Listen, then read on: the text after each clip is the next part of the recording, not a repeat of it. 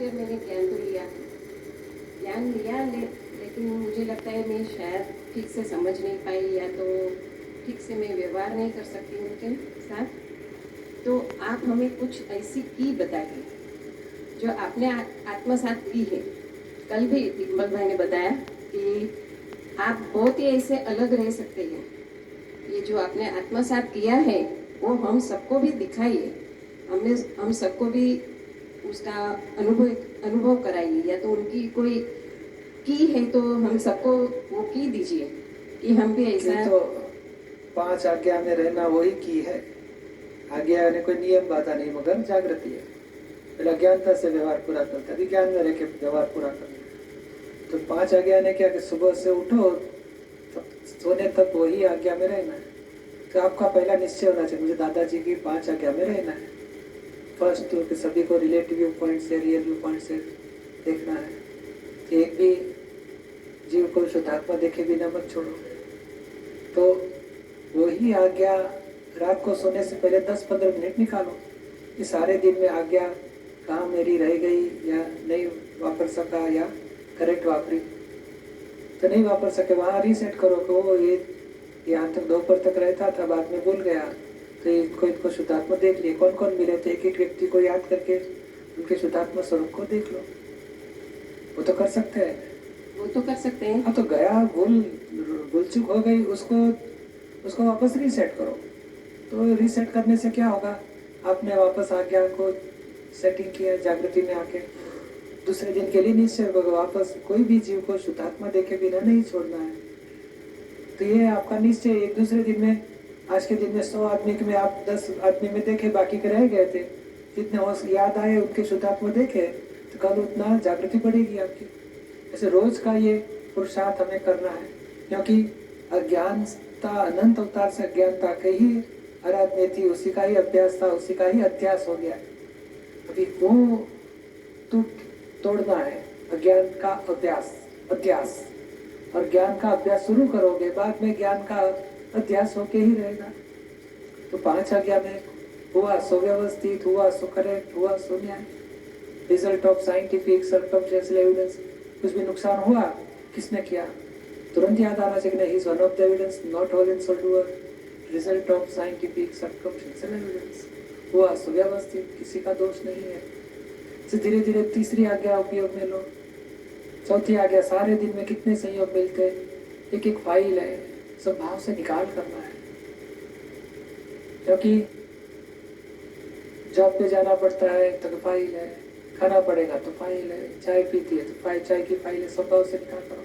यानी हमें जो मजा आती है तो भी जानना चाहिए कि मल्लिका को मजा आती है, मैं तो शुद्धात्मा हूँ।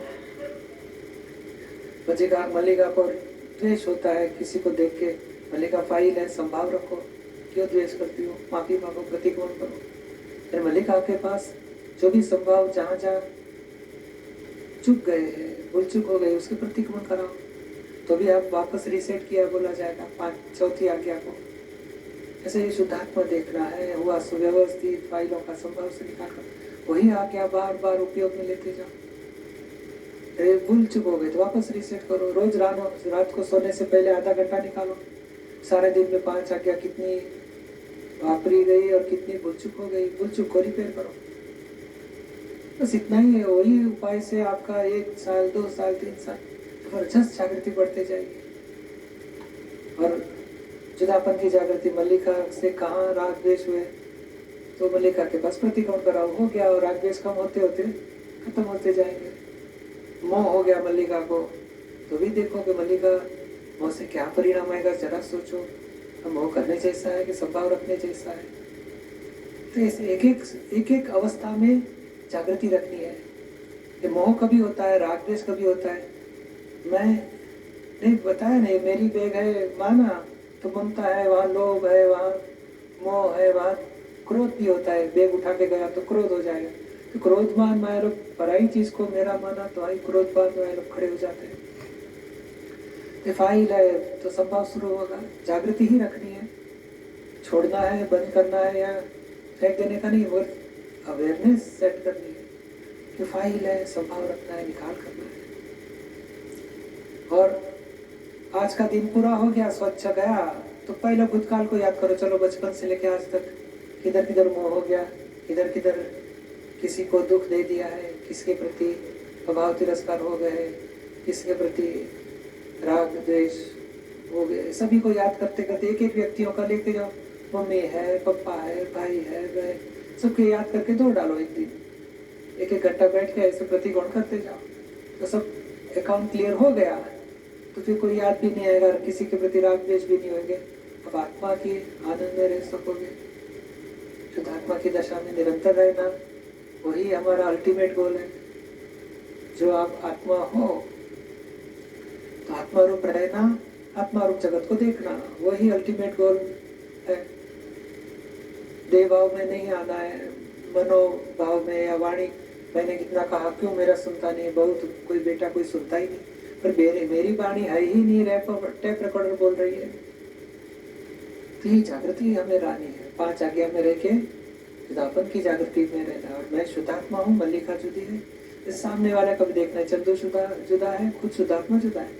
वो आत्मा रूप देखो और आत्मा रूप होके रहो, वही हमारा गोल है, अल्टीमेट गोल। तो पुरुषार्थ एवरीडे हम पुरुषार्थ में रहेंगे तो धीरे धीरे हमारी जागृति 15 में से 16 हो गई, 16 में से 20 तक जाएगी, 25 तक जाएगी, 100% हो गया। वहां तक हमें पहुंचना है। वही नॉन जल्दी छूटनी चाहिए ना, जो आप हाँ? नॉन बोलते हैं। हाँ। डिम्पल भाई ने कल नॉन बताया, नॉन बताया। वो जल्दी छूटती नहीं। अभी हम शादी करके आए, हमारी सास और ननद बैठ के मजाक करते थे। हस्बैंड भी साथ में खड़ा था, वो कुछ बोला ही नहीं। मुझे इतना गुस्सा आया हस्बैंड के ऊपर, नॉट हो गई। मेरा हस्बैंड मेरे लिए कुछ बोला ही नहीं। उसकी माँ बहन मेरी मजाक उड़ाया, मुझे अपमान लग गया। तो कुछ भी आक्षेप आता है, कुछ अपमान आ जाता है तो हमारी बुद्धि पकड़ लेती है, अहंकार को सफरिंग आ जाता है और बाद में नौंद पकड़ लेती है कि इसने मेरा बुरा किया और मेरा हस्बैंड ने मेरा प्रोटेक्शन नहीं किया। ये ही उसकी माँ की फेवर करता, उसकी बहन की फेवर, तो बुद्धि पकड़ लेती है। क्यों पकड़ लेती है? मैं बहू हूँ, ये मेरी सास है, मैं भाभी हूँ, ये मेरी ननद है, मेरा हस्बैंड है, मैं बहू हूँ। तो ये रॉन्ग बिलीफ से अहंकार खड़ा हो गया है। पर अहंकार को कुछ अपमान आ गया तो बुद्धि पकड़ लेती है, नौंद कर लेती है, इसने मेरा अपमान किया। और बाद में रिएक्शन में बदला लेने तक बुद्धि बताती है इसको सीधा करना चाहिए, ऐसा करने। ये ननद और सासू को जाने तो मेरा हस्बैंड को सीधा करना चाहिए, क्यों मेरी फेवर नहीं करेगा। तो 30 साल के बाद में, 40 साल के बाद में भी वो खिटपिट तो चालू ही रहती है। तू हमेशा माँ का फेवर करता है। उस दिन शादी कितने साल हो गए, 40 साल हो गए, तो भी भूली नहीं जाती। ये भूतकाल नहीं, भाई साहब बताए, भूतकाल भूलना चाहिए, वर्तमान में रहना चाहिए। रह नहीं पाते हो, क्यों? तो बुद्धि ने पकड़ लिया है सब। अभी क्या करना चाहिए? तो शुद्धात्मा देखो, मल्लिका का हिसाब आया, पूरा हुआ, निमित्त है, निर्दोष है। तो एक बार से पूरा नहीं होगा, क्योंकि हमने लेयर बनाए उसके ऊपर। रोज याद करके करके करके 50 लेयर, 100 लेयर, 500 लेयर, 5000 लेयर डाल दिए उसके ऊपर। तो एक लेयर एक बार प्रतिकोण करोगे तो एक लेयर जाएगा। वापस 2-4 दिन हो गए, हस्बैंड हमारी मनमानी नहीं करी, बस तू ऐसा ही है, वैसा ही है। अरे इतने साल के बाद तेरा स्वभाव ही ऐसा है, बस तू दूसरे का ही कर, मेरा तो कुछ ध्यान ही नहीं रखता। तेरे लिए तो इतना सारा किया तो भी याद नहीं आता है सब, और द्वेष हो जाता है उसके प्रति। क्यों? तो पहली नौंद प्रतिकोण कराने का मल्लिका के पास, और भावना करने की। 1-1 घंटा बैठ के करोगे तो जो 5-5 हजार लेयर्स है, एक ही घंटे में 50, 100, 200, 500 लेयर तोड़ देंगे। बस पीढ़ी खत्म हो जाएगा, मगर एक दिन में नहीं, 1 घंटे में पूरा नहीं होगा। 5-25 सामायिक भी करनी पड़ेगी, प्रतिक्रमण करने पड़ेंगे, क्योंकि हमें यही दोषों से ही हमारा बंधन हुआ। देखो इतनी सारी 9 अबज की बस्ती है सारी दुनिया की, सबके पास कुछ लेना देना है हमें? कुछ नहीं है। तो घर के जो 8-10 व्यक्तियां हैं, कुटुंब के 200-500 व्यक्ति, ऐसे कितने व्यक्ति है सारे दुनिया में? 2-3 हजार, 4 हजार, 5 हजार, और उसमें से भी प्रॉब्लम वाले 2-4-5 ही है।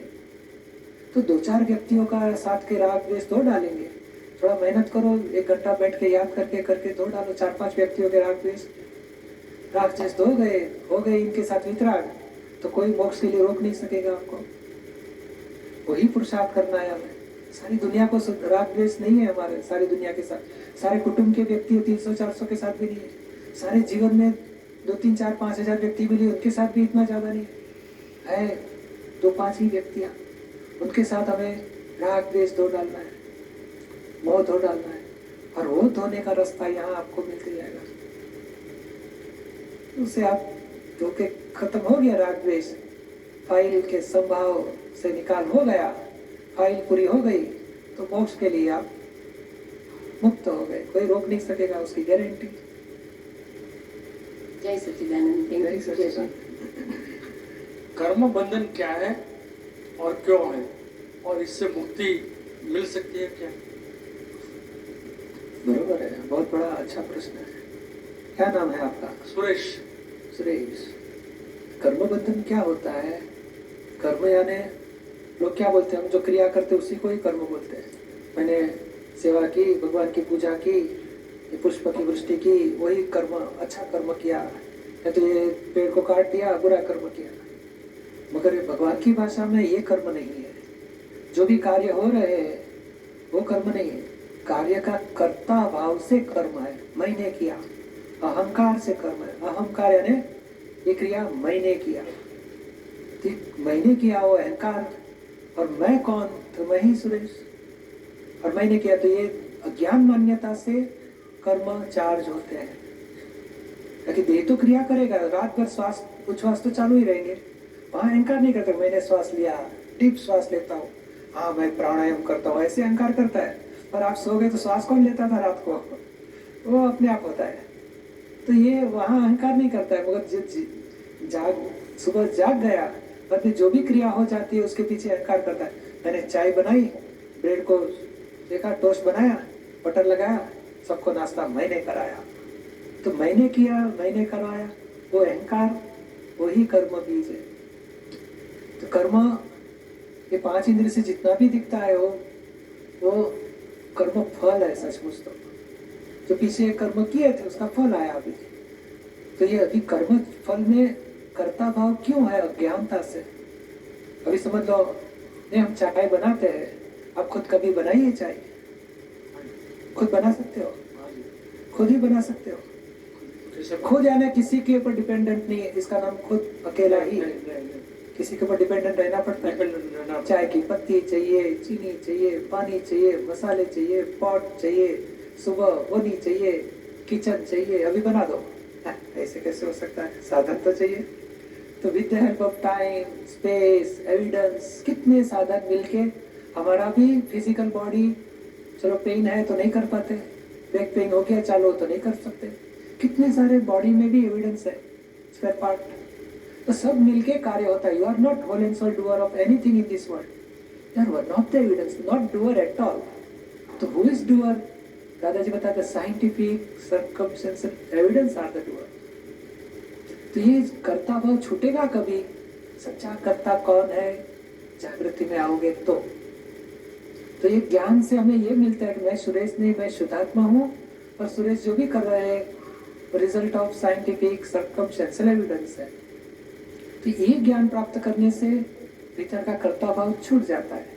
अब में सुरेश जी से जो भी कार्य होंगे, बोलना, चलना, फिरना, विचार होना, सब डिस्चार्ज संभाव से निकाल कर देने के, तो आप छूटते जाओगे। तो कर्म मैं करता हूँ, वहां ही कर्म के बीज गिरते थे। आरोपित भाव, मैं सुरेश हूँ, मैंने किया, वहां कर्म के बीज गिरते थे।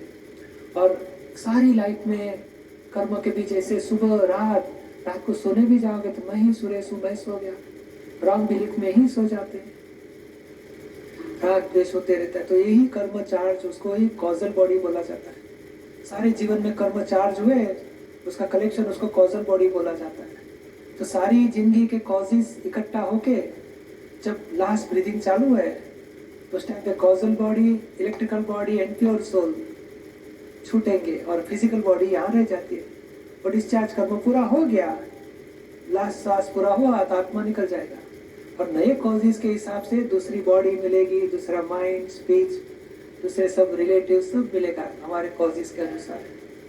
तो कर्म के फल के आधार से संसार जीवन चालू होता है, जन्म होता है, मृत्यु तक कर्म के फल भुगतते हैं। और भीतर में यही अज्ञान तक मैं ही सुरेश हूँ, मैंने किया, मैंने ये नहीं कर सकता है, ये करना चाहिए, ये नहीं हो पाता है, मैंने अच्छा किया, बिगड़ गया तो दूसरे ने क्यों आक्षेप देते, उसके वजह से बिगड़ा, मैंने तो नहीं किया, ऐसे राग द्वेष करते ही रहते हैं। वही कर्म की साइकिल चालू रहती है। तो डिस्चार्ज तो एक लाइफ का भुगतना ही पड़ेगा, पर चार्ज बंद हो गया तो उसको कारण मोक्ष बोला जाता है। तो दादाजी का ज्ञान विधि में यही होता है, अज्ञान छूटता है, कर्ता भाव छूटता है, तो चार्ज होना बंद हो जाता है। बस डिस्चार्ज रहेगा एक लाइफ का, उसको कैसे पूरा करना उसकी समझ मिल जाती है। फाइलों का संभाव से निकाल करो, निमित्त को निर्दोष देखो, कर्ता भाव, सच्चा कर्ता कौन है उसकी जागृति में रहो, मैं कैसे शुद्धात्मा हूँ, ये सुरेश जी कैसे जुदा है, सब जागृति में रहो, आत्मा की जागृति में रहो, सभी को आत्मा रूप से देखो। तो वही जागृति से नए कर्म स्टॉप हो जाएंगे। 1 2 3 अवतार में पुराने कर्म फल पूरे हो गए तो मोक्ष हो जाएगा। समझ में आया आपको? पूज्य निरुमा के